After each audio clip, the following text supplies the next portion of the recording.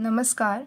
Today we are going to talk about the Weather Remedies by Dr. E.B. Nash, and under this group he mentions Dulcamara and Rhododendron. So Dulcamara is majorly indicated in the wet and cold kind of weather, whereas Rhododendron for the stage before the storm actually appears. And these remedies might get new complaints during this kind of weather, or might suffer from aggravation of the already existing complaints. So now when Dr. Nash talks about these remedies, he gives us a very brief explanation because he talks only specifically about what happens in this kind of weather to these remedies. He does not mention any other aspect of these remedies. In future, we will discuss about these remedies in detail. But for today, we're going to stick to what Dr. Nash tells us, how beautifully he describes the aggravation that these remedies have in this kind of weather. Okay. So let's see what Dr. Nash has to tell us. When talking about Dulcamara, Dr. Nash tells us that the chief characteristic of this remedy lies in its modality. Okay, so we have discussed many remedies from Dr. Nash's Materia Medica until now, and you must have noticed that he does give a lot of importance to modalities almost in all the remedies, because he does find that modality forms a very important part of a remedy. It does many times, actually most of the times, forms the chief characteristic of that specific remedy. So in the same way for Dulcamara also, the chief characteristic lies in the modality. So what is the modality? Over here he discusses the modality related to weather.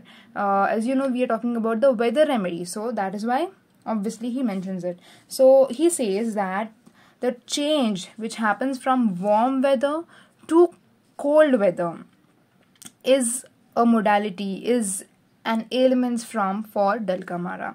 So whenever warm weather changes into cold weather, that change is something that Dulcamara patients cannot take healthily. So something happens, something or the other happens, some kind of inflammatory changes, some kind of rheumatic thing comes up when this change happens. And that is why this forms a modality, important ailments for Dulcamara. Then the second ailments from or modality which he talks about is the damp and cold weather. So the rainy weather, the damp cold weather. So this presently it's a rainy weather only going on. Okay, presently it's the rainy season in India. So in this this is actually the season wherein Dulcamara is likely to be indicated. It comes in the top list of top list of the remedies which might be indicated, which can be indicated in this kind of weather. So the same damp cold weather is important for Dulcamara. So there can be damp cold which gives rise to ailments in Dulcamara in the same way as dry cold weather gives rise to complaints in aconite. So we all know that aconite has a major aggravation from dry cold weathers, northern western weathers, winds, draft of air. So that is what aggravates aconite, which is very famously commonly known. And now he says that in the same way, like dry cold weather affects aconite, damp cold weather affects Dulcamara. So that is what you need to remember from now on. So whenever you think of Dulcamara, you should damp cold is something that should come to your mind whenever you just think of Dulcamara. Okay, so these are the two important ailments from all modalities that he tells us: the warm weather to cold weather transformation change and damp cold weather. Moving ahead, he will tell us about the consequences that happen because of this change, or because of this temperature, this weather. So whatever consequences happen, whatever symptoms come up due to this kind of weather changes, is what we're going to talk about now, is what he discusses under this remedy actually. Over here, when discussing of the consequences, he tells us that the first consequence that can be is that the neck gets stiff, so there's stiffness, the back gets painful, limbs are lame, there's stiff tongue and jaws, there's a lot of stiffness, tongue may even become paralyzed. So it's not just stiff, but it may even become paralyzed. And if along with these symptoms there is sore throat, then you can think of Dulcamara.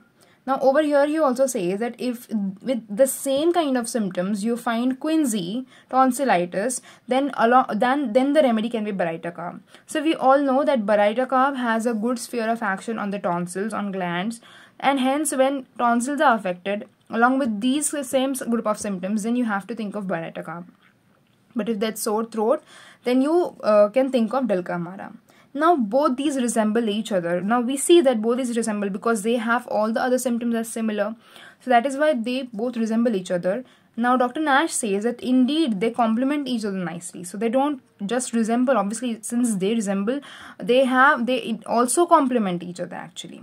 Okay, so they also complement each other. And now when you say that Dulcamara is having this sore throat and along with all these symptoms, but the basic thing is that it has sore throat.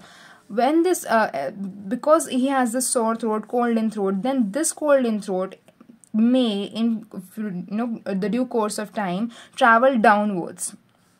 Okay, travel downwards, invade the bronchi and the lungs. So the infection that has happened in his throat may actually come down and may affect all these. So when Dr. Nash talks about this, he actually wants to tell us that this remedy also has an action on the lower respiratory tract and not just on the upper respiratory tract. Okay, so not just the throat, but it can also affect the lungs, the bronchi. Okay, and when it does affect the lungs and the bronchi, there will be symptoms. So what will be the symptoms? The symptoms might be cough and even bloody expectoration. So bloody expectoration, okay. It can affect so much that the expectoration might be bloody. Now, he says that it is especially apt to occur. What is it? It means that lower respiratory tract infection is especially apt to occur in children or old people. Children or old people, which is the extremes of age. And if you have studied Baraitacab, you know that Baraitacab is also indicated in extremes of age. So again, we talk about the similarity, or we also see that how these two remedies resemble each other. So he says that it is especially apt to occur in children or old people. Then there is apt to be, and when it does occur in these, there is apt to be much mucus secretion. There is a lot of secretion, but still it is hard to raise. So the patient wants to hawk out the expectoration, the secretion, but it is hard to raise. Okay, even if there is a lot of mucus secretion. And along with that, there might be even threatened paralysis of the vagi, that is a vagus nerve. So there might be threatened paralysis of the nerve also. Now here again it resembles Baraitacab. So this also is can occur in Baraitacab. Children or old people is also a age in which Baraitacab is a good action. So in that way also they resemble. Again, there is tendency to catch cold in both these remedies. So this is how Dr. Nash, while talking about the consequence of the temperature change or of the weather change that happens in Dulcamara, he also tells us how there is a resemblance between these two remedies, which we have to remember. So Dulcamara and Baraitacab. Okay, so this is how they resemble. Then the next consequence or something that is different can be asthma humidum. Okay, loose cough, rattling of mucus, and all of these can also happen in Dulcamara and can also happen in natrum self. Okay, both of them. And natrum self is just another wet cold weather remedy. It is also a wet cold weather remedy. It is an antipsychotic remedy which is especially indicated in damp kind of weathers. Okay, so that is what these both remedies have in common. Okay, then the next thing can be that after cold exposure, especially in hot weather, so especially if there's hot weather going on, the summer going on, this hot weather, and there's cold exposure during that hot weather. Maybe you enter an AC room, or maybe sometimes even naturally it happens that days are hot and nights are cold, right? Some kind of disturbance. So that if there's that kind of weather, then the consequence may also be colic, diarrhea, or dysentery. So just now we were talking about the respiratory system, but here he also tells us that the GIT may be affected by the cold exposure. So this temperature change, this warm weather to cold weather change can not just affect the respiratory system but also the GIT. Okay. And now he says that they might also have back troubles from taking cold. So you see the rheumatism of muscles, or the muscles are also affected when there is cold. So everything and anything in Dulcamara can be affected. That is what he mentions ahead. So let's see what he talks about. This is the last line that he mentions for Dulcamara. He says that I have made particular mention of these affections because such marked relief has followed its administration. So it's his own experience that when he gives this remedy Dulcamara for such consequences that happen after the weather change or from exposure to damp cold, then it gives a marked relief. This is his own experience. But now what he says is, but we need not by any means stop here. He says that just because I tell you so, you need not stop over here, but the bladder, the skin, or any other part of the body comes in for the beneficial action of this remedy when we have present its characteristic modality. So see, when he writes about this remedy in his Materia Medica, then he is mentioning only one modality, which is this chief characteristic, which he calls as the chief characteristic, which is the change of weather, or something related to weather. So why is it that he gives it so much importance?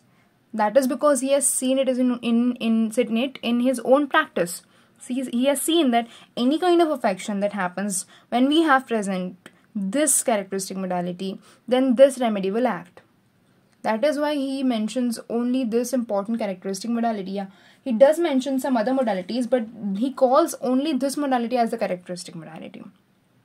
And there's a reason to it, and now we understand the reason. So whatever complaint that this patient has, whatever system that is involved, it may be the bladder, that is the urinary system, it may be the skin, it may be the GIT, it may be the respiratory system. If there is this characteristic modality present, then you can think of Dulcamara. Okay, there are a few other symptoms that he mentions also, which is there can be dropsical swelling that these patients have after suppressed sweat or paralysis, and other troubles from suppressed eruptions after taking cold. So when they are getting exposed to this kind of cold weather, and after this cold weather they get this suppressed sweat because of the coldness, or they might even get paralysis, or the eruptions might get suppressed. And after that they have having dropsical swellings. Okay, that can also be an indication for Dulcamara. And he also tells us that glands are also action for Dulcamara. Glands swell, and hypertrophy of glands takes place on repeated exposure to damp cold air. Also acute and chronic tonsillitis can take place. Okay, it may also be. So see, now we were talking about Baryta carb, that Baryta carb has this action on tonsils, but now he also mentions that this remedy can also have an action on tonsils. So they do resemble each other, and it will be a little difficult to differentiate, but you have many points to differentiate. Modalities that he mentions other than the temperature change are that when he is at rest, he is aggravated and is ameliorated from rising from a seat. He is ameliorated by motion. Okay, so aggravation at rest and amelioration by motion is seen in Dulcamara as well. And he is better by warmth or dry weather. So damp cold is aggravating him, so dry weather is ameliorating him. Okay, so this is only what Dr. Nash talks about Dulcamara. So he talks very briefly about it. Let's move ahead and talk about Rhododendron also. So when talking of Rhododendron, he says that like Dulcamara, the strong characteristic of this remedy also lies in its modality. So he says that aggravation in wet stormy weather though is there only in Rhododendron. So Rhododendron does have this aggravation in this wet kind of stormy kind of weather. But the important thing is that Rhododendron is particularly worse before the storm, especially a thunderstorm. So just before the storm is actually when he is worse. Wet stormy weather he is worse. There is no doubt about that. But particularly worse before the storm, especially thunderstorm. And after the storm, the patient feels better. Okay, and the aggravation before the storm does not depend on the coldness or dampness. So see, we think that just before the storm there is a little bit the temperature, the weather around us is a little bit damp and cold. So that is something that might be affecting Rhododendron. This is what we think when we read about the aggravation before the storm. But no, it's not so. So what is the thing? So it's that the thing is that, but partially at least, on the electric conditions of the atmosphere. So the electric conditions of the atmosphere that that are present just before the storm is actually something that affects Rhododendron. It's not the damp and cold kind of weather which is present just before the the actual storm takes place, but the lightning, the electric conditions that are present in the atmosphere affect him. And there are also some other remedies that have this kind of affections, like phosphorus also has this, natrium carb and silesia. Okay, so whenever now you think of this kind of electric conditions of atmosphere affecting any individual, the remedies that should come to your mind should be Rhododendron, phosphorus, natrium carb and silica. Okay, Rhododendron, phosphorus, natrium carb and silica have this ailments from the electric conditions of the atmosphere, which especially happen before the storm. Now he says that just like Rustox, this remedy is also worse during rest and better by motion. He discusses some more about the discussion between Rhododendron and Rustox as remedies. So let's see what he has to say. So here he says that the pains of Rhododendron, which are aggravated in damp weather, differ from those of Rustox. So you know that Rustox is also a damp weather remedy. So whenever there is damp weather, Rustox is also indicated. So then how are they different? So he says that even if Rustox is also indicated in damp weather, you see that Rhododendron is deeper seated. Okay. The pains that are felt in Rhododendron are actually felt in the bones of forearm and tibia. So bones, so that the bones are also affected. The periosteum is affected. Teeth are affected. Okay, it is not only confined to the periosteal membrane, but it also attacks the muscles, the ligaments. Okay, and now until here we know that Rustox has a major action on muscles and ligaments. So until here, when we were discussing about the affection of Rhododendron bones, we were thinking about being able to differentiate between these remedies because Rhododendron has a good action on bones and Rustox has a good action on muscles. But now he also tells us that even Rhododendron has action on muscles and ligaments, and hence it is difficult to decide between both of them. Okay, that is what he tells us. Then in Rhododendron, he also says that there is special affinity for testicles because the testicles are swollen and there is drawing, okay, khichao. So drawing kind of contusive pains which are very sensitive. So that part is very sensitive to touch. The testicles are sensitive to touch, which sometimes extend. So these pains sometimes extend to the abdomen and the thighs also. Okay, to the abdomen and thighs also. So this is the kind of affection that Rhododendron has on the testicles. There's a pain, there's swelling, there's sensitivity to there's tenderness, and this kind of pain which extends to abdomen and thighs. Now what he says is that this same thing can also happen with some other remedies, like with aurum met, clematis erecta, pulsatilla, argentum met, spongia. But he very beautifully tells us that in aurum met, if it happens, then it has to have a syphilitic kind of origin. Okay. So in aurum met, the same thing must have a syphilitic origin. So if a patient comes to you and has the same kind of condition, but it is of syphilitic origin, you have to think of aurum met. If it has suppressed gonorrhea, so if your patient has come with suppressed gonorrhea and then he is having this kind of complaint, then you have to think of the remedies clematis erecta and pulsatilla. And if it is of rheumatic origin, then you have to think of Rhododendron. Okay, that is how he tells us about it. Next he says that the last thing actually what he says is that of course all the case would come into the calculation when making up the perfect picture. So you're not going to only prescribe if you're on these symptoms, but the whole case you have to consider all the symptoms and finally come to a prescription, right? You're not going to only see these many symptoms, but yeah, this is what you can think about when you see this. You can think about about Rhododendron, sorry. Okay, then finally he tells us about a few other remedies. He just lists them. So he gives us a list of marked wet weather remedies, which is Dulcamara, as we already know now, Natrum self, as we have discussed, Rhododendron, Rustox, and also Nux moschata. Now he tells us Calcarea phos is also there in wet weather remedies, okay, but this Calcarea phos is actually affected by the wet cold weather, which is especially melting snow. So when the snow is melting, then at that time also the weather that is created is also wet and cold. And it's not only about the rains. So Calcarea phos will be indicated especially when there is melting snow.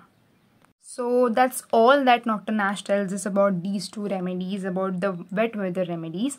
Okay.